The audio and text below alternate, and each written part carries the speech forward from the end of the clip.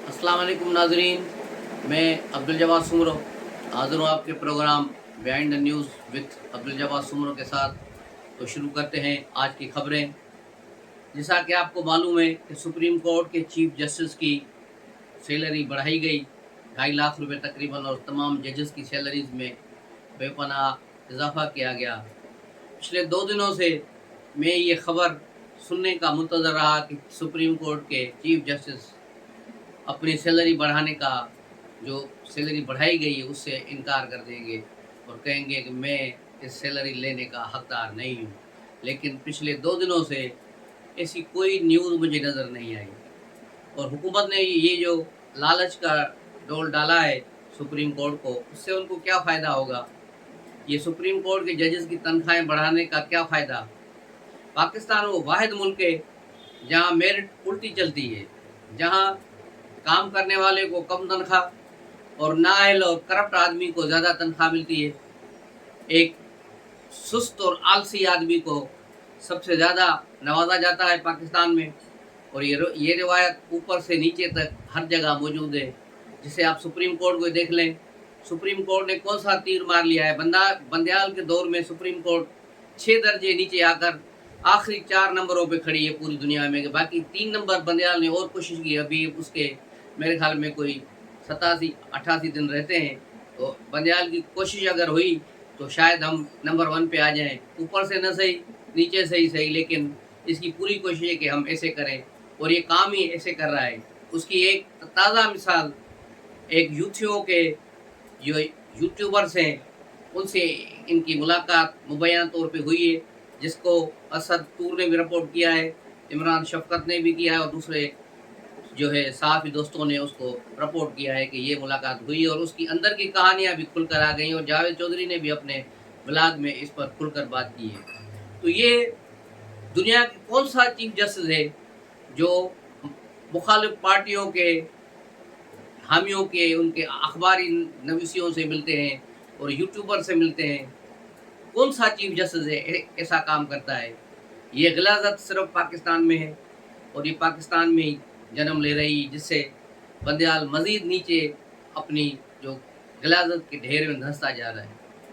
इसने जिस तरह अदलिया को जो है कस्से कुछ डाला हुआ है, जिस तरह अदलिया को रुसवा करवाया है, इसकी पाकिस्तान की तारीख में कोई मिसाल नहीं मिलती। अब तो हालत ये है कि इसके किसी फैसले को भी कोई नहीं मानता। इसने अदालत को बीच चौराहे पर रुसवा कर दिया है, और ये ऐसे लोगों से मिला है जिनकी कोई औकात ही नहीं है, जिनमें से एक नाम सिद्दीक जान उर्फ सिद्दीक लली का नाम आता है। अब लली पर ऊपर बकुल रजी दादा के पेश ज़बर आपकी मर्जी कहाँ लगाएं। तो ये शख्स और 2 इसके साथ चमचे यूट्यूबर और जिनको कोई जानता ही नहीं, और एक दूसरे साहब ही थे, यानी 4 आदमियों के साथ मुलाकात हुई है, और वहाँ चीफ जस्टिस ने कहा है कि इमरान खान फौज से सही टकराया है, और अब वो जो है इमरान खान इनको ऐसा सबक सिखाएगा कि इनको नानी याद आ जाएगी। इस किस्म के रिमार्क्स जो है सदर चीफ जस्टिस ने दिए। यकीनन इमरान खान की मोहब्बत में वो बड़ा गिरफ्तार है, क्योंकि उसकी सास से लेकर उसका पूरा टब्बर सारा इमरान के मोहब्बत में सरशार है, और उसी में वो रो में फिर कभी कभी आगे बढ़ भी जाते हैं। तो वो चाहे अपनी क्या सियासी सोच रखता है, उससे हमें कोई सरोकार नहीं।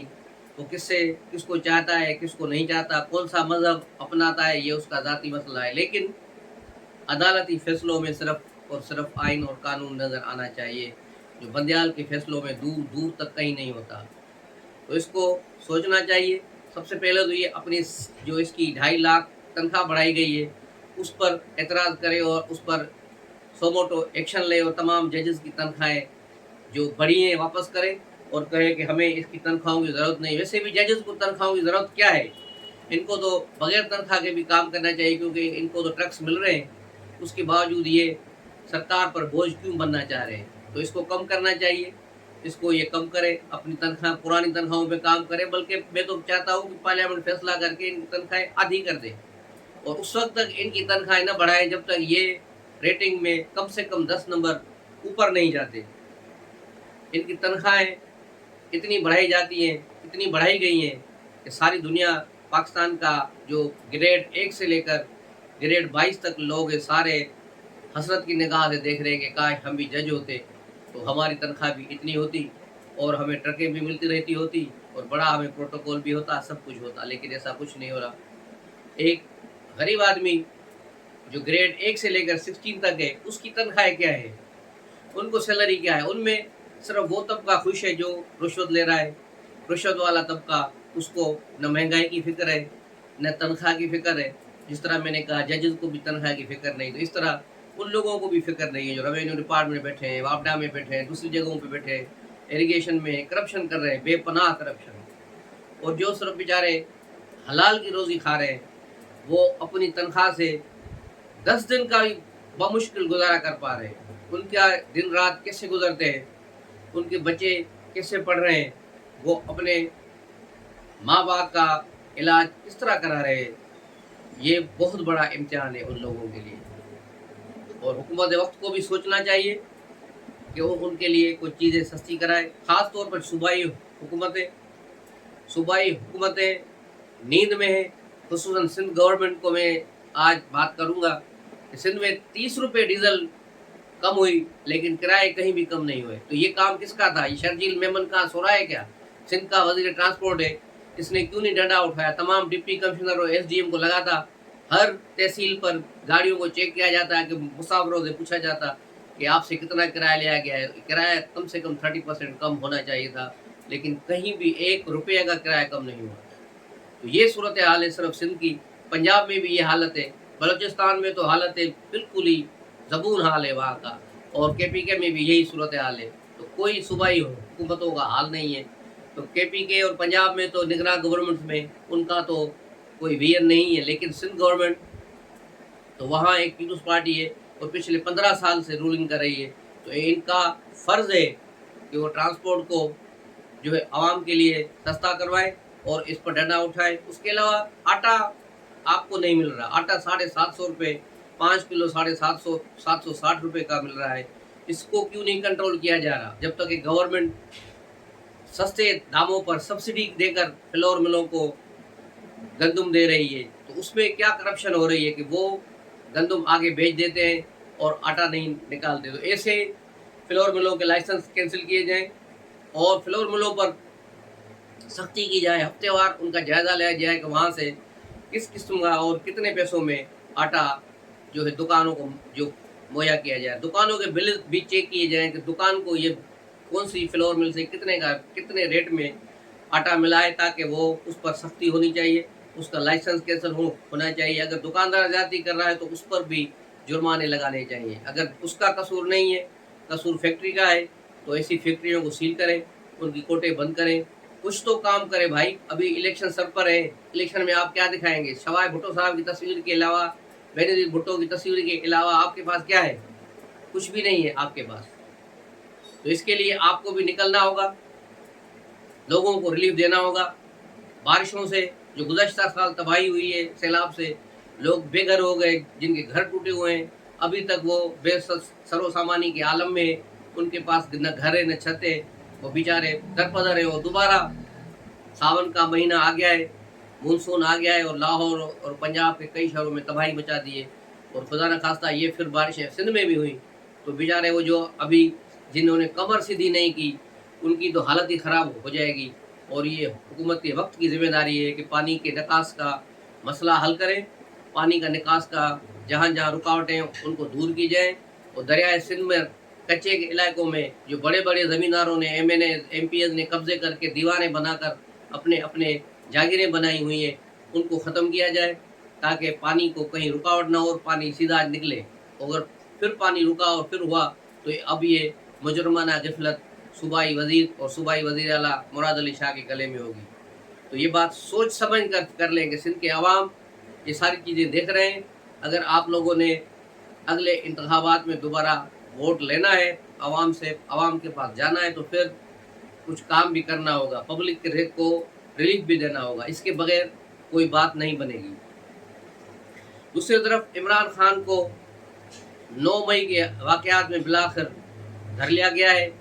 उसके खिलाफ 6 मुकदमे दाखिल हो चुके हैं और मज़ीद मुकदमे हो रहे हैं। तकरीबन 44 जो है केसेस बन रहे हैं इमरान खान के खिलाफ जो फैसलाबाद में, लाहौर में, मियांवाली में और रावलपिंडी में, पेशावर में, जहाँ जहाँ आर्मी तनसीबात पर हमले हुए हैं, सरगोदा में, सियालकोट में, तो इन जगहों पर मुकदमे हो रहे हैं। फिलहाल 6 मुकदमे दाखिल कर लिए गए हैं और आर्टिकल 32 के तहत इमरान खान को जो है उसमें शामिल किया गया है कि ये इनका सरगना है और इसके हिदायत पर और इसके तकरीरों और उसके अमल से ये सारे वाक़यात जन्म लिए हैं।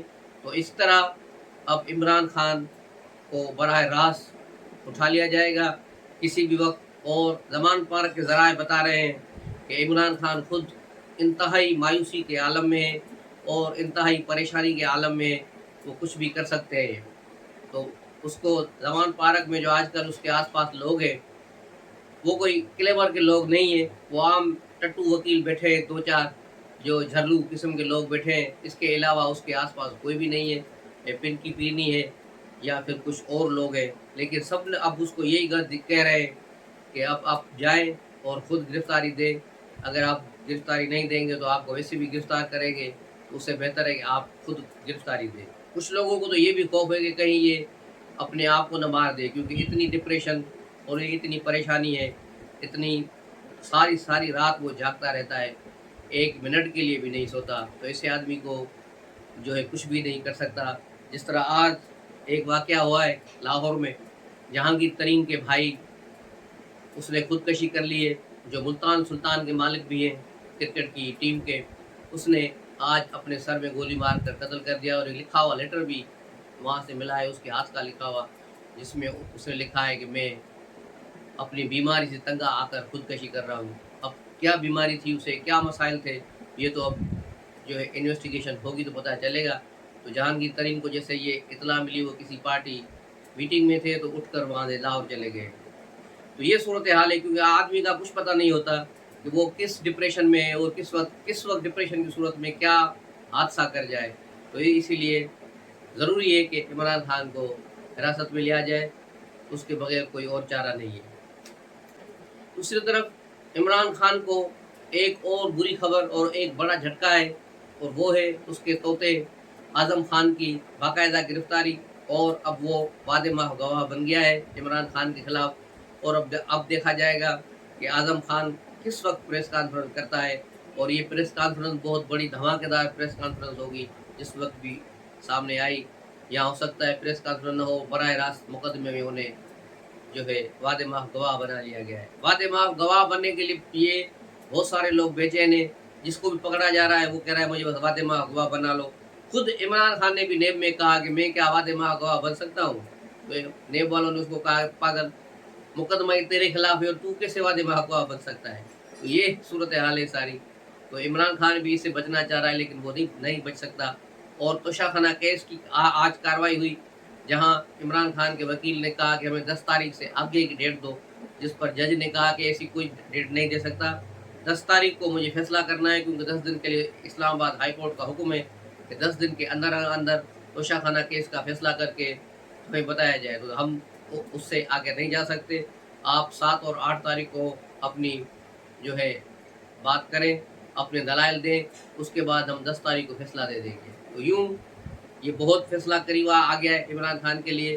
और दूसरी तरफ पाकिस्तान इस्तेकाम पार्टी, जहांगीर तरीन वाली पार्टी ने सुप्रीम कोर्ट से रुजू कर लिया है कि इमरान खान की पार्टी PTI पर पाबंदी आयद की जाए, क्योंकि ये मुल्क दुश्मन पार्टी है।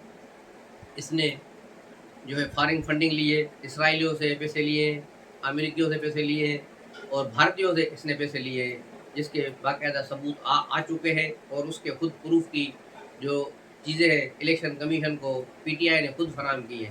तो इस तरह ये साबित हो गया है कि फॉरेन फंडिंग पार्टी है, और उसी फॉरेन फंडिंग से इन्होंने 9 मई को ये वाक़यात की हैं। अगर इस पर पाबंदी न लगाई गई तो आगे भी पाकिस्तान के इस्तेकाम को खतरा होगा।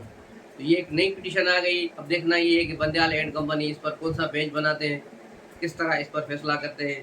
तो ये चीज़ें अभी देखने के काबिल होगी। आज का प्रोग्राम यहाँ ख़त्म करते हैं, आपसे इजाज़त लेते हैं, मिलते हैं अगले व्लॉग में। तब तक के लिए इजाज़त दीजिए। अस्सलाम वालेकुम।